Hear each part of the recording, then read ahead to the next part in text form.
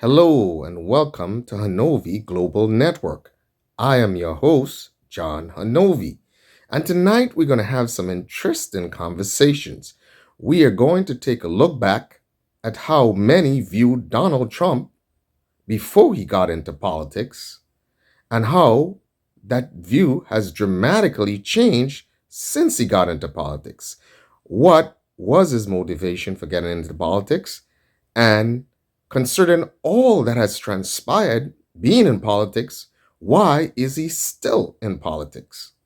But first, we're going to take a look at a guy called Charleston White. He has a very interesting perspective on the reason why he loves Donald Trump. In our history, why do we need their acknowledgement, right? Why do we want to be validated by these white people? Well, the validation of the acknowledgement, President Trump gave us opportunity zones in our communities right throughout America. President Trump signed a historical criminal justice reform. They got a lot of people coming home now, like my partner Tyrone Weatherall. President Trump signed that criminal justice reform. President Trump made it possible for the PPP money, the EDD money, the SBA money, all that money to be out here. Folks with Section A who ain't never been able to get a small business loan have been able to get it under President Trump. Now look what you're getting under President Biden. Ain't money out here. So Charleston White pointed out a very important thing. And it seems like there is a constant need for some sort of validation by black folks from white folks. Now, Charleston White is saying, look, I don't care about validation. I don't care about all the emotionalizing that white liberal Democrat and the Democrat Party in general tries with black folks. He said, what I care about is what you should care about, which is tangible things that make a difference in your community, tangible things that have an impact on your finances. Now, there is a very smart guy. And then he goes on to give examples of numerous things that positively impacted the black community. He talks about opportunity zones. He talks about criminal justice reform. Now remember, for 30, 40 years, these politicians, Democrat politicians, have been telling you that it's nearly impossible to achieve criminal justice reform. And that is one of the reasons that they hate this guy. Because he came in and he basically said, look, the game is over. There are things that you've been saying that you can't do, and I'm going to show you that I can do it. Because he has that personality. He has that attitude, that positive, sometimes overpowering attitude. And he came in and he achieved criminal justice reform. And as Charleston White said, there are people that he knows personally that benefited. There are people who've been facing 40, 50 years, lifetime in jail, and got a second chance because of Trump. And my question is, why aren't these people out there encouraging their brothers and sisters to vote for Donald Trump? Why guys like Unique Mecca Audio and Lou Sims and all these wonderful guys from Harlem who got a second chance because of Donald Trump? Well, at least I can say for Lou Sims. Well, I can say for both of them. They both have mentioned in their videos that it was because of Trump that they had gotten a second chance to be out. And then you talk about these guys, who were top notch in the 80s and 90s. You know what I'm saying? And they got sentences where they were facing life in prison in excess of 30, 40 years. These guys were not supposed to even see the daylight. And here it is. They're back in Holland. And they're living productive lives. As a matter of fact, one of these guys have a big show on YouTube. And one of the other guys got an opportunity to have a documentary made about him. So the bottom line is, prior to getting in politics, there was never a problem with Donald Trump. And Charleston White is going to go on and tell you about all of this. How much he was schmoozing and hanging out. And, everybody was talking about him. They were rapping about him. Everybody wanted to be like him. I mean, forget New Yorkers, because New Yorkers loved this guy. Every young man in New York wanted to be Donald Trump. Okay? But as soon as that guy walked down the escalator, everything changed. Everything changed. And especially him deciding to run as a Republican candidate. Probably, if he ran as a Democrat candidate, he definitely would have not gotten the flack that he got. Because one good thing that Charlemagne had said is that for years, every single Republican candidate is demonized. No, this is institutionalized.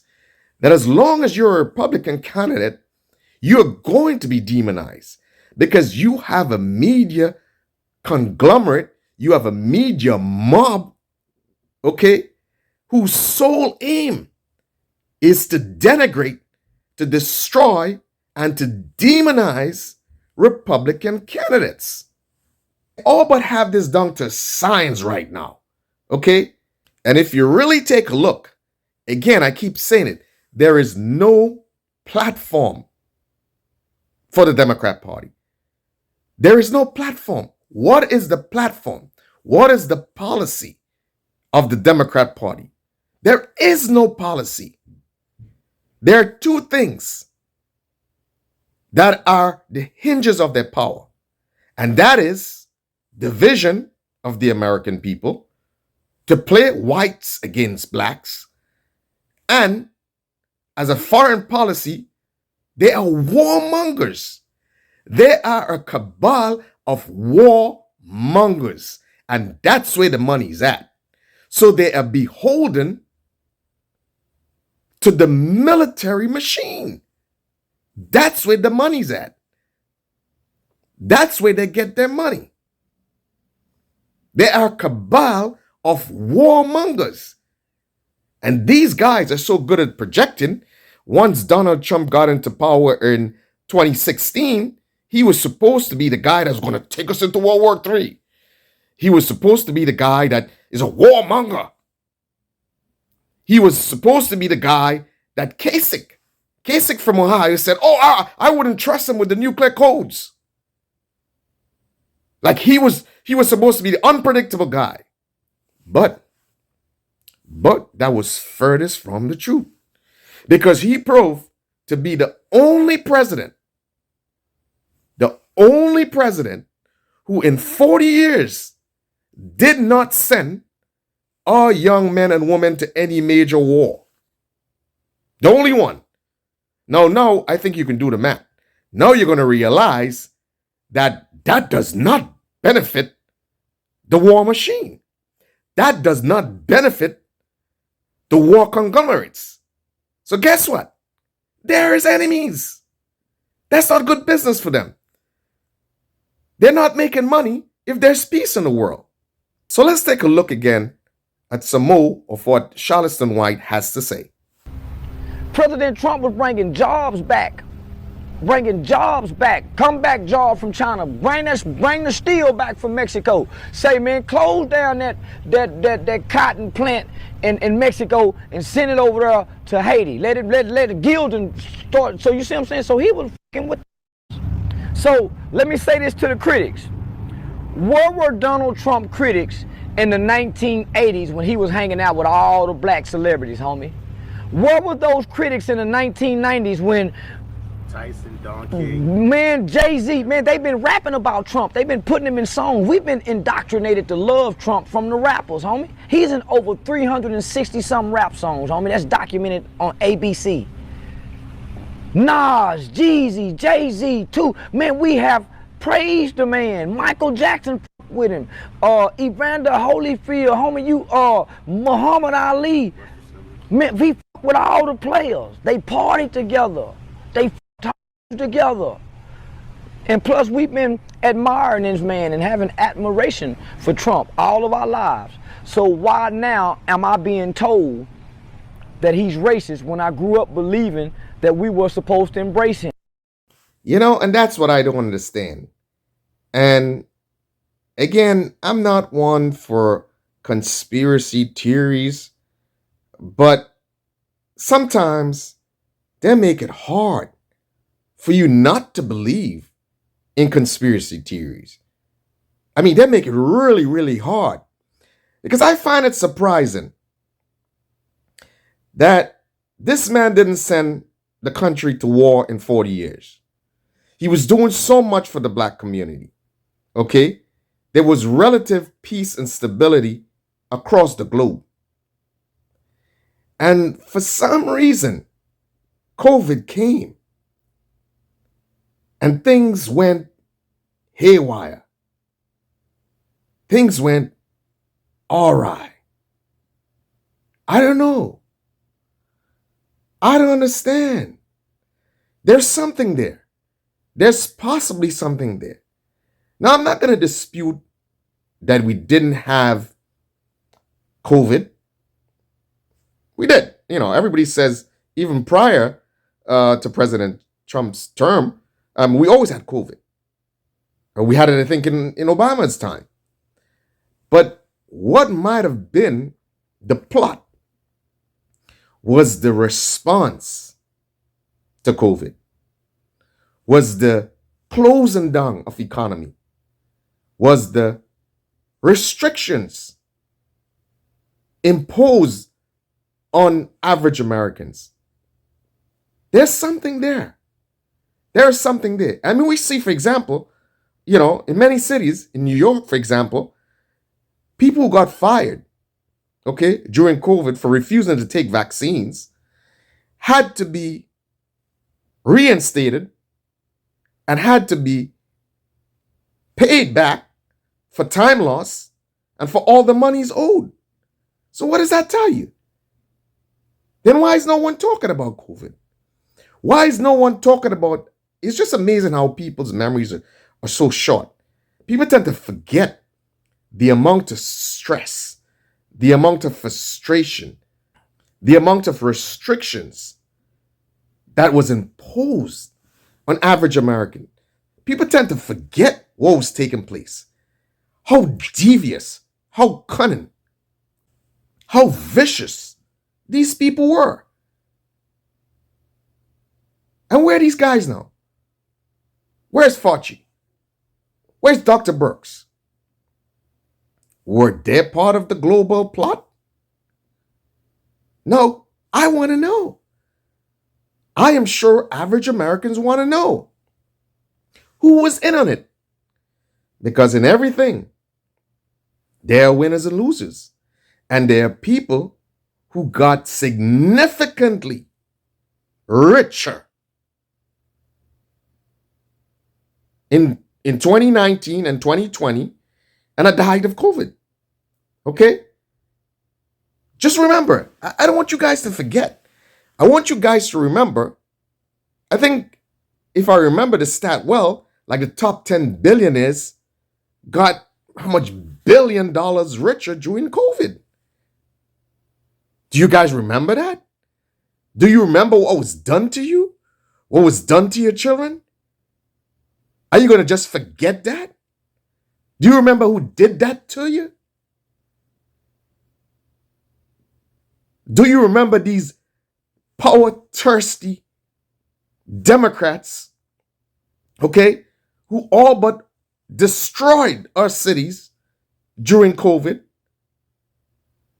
who almost jailed people during COVID, and some did go to jail, who facilitated in some respects and encouraged burning down of our cities? Are we going to forget that? If you forget that, if you let them get away with that, and you continue to support and vote for them, then you are a JA. And you know what I mean. You are a JA. Because you'll never have respect. You will never reclaim your dignity if you continue to support people. I mean, actually, they were emboldened. Look at it carefully. They were emboldened.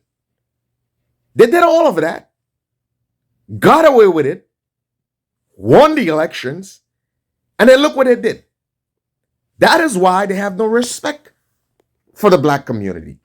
That is why they have no respect for Americans, whether you're white or black. That is why they can give preference to migrants than foundational black Americans or foundational Americans, period. That is why they can do that, because you have emboldened them. No one held them accountable for the evil that was done to the American public during COVID. The level of restriction that was imposed on average Americans. How can you forget that? And it's because you forgot it, that is why they are so emboldened. That is why we are entangled in wars across the globe. This is not about the protection of the American people. How could you want to defend everybody else's home and you don't defend yours? How could you have a broken border where anyone, okay, that is not vetted can come through and do whatever? And how would you keep track of them?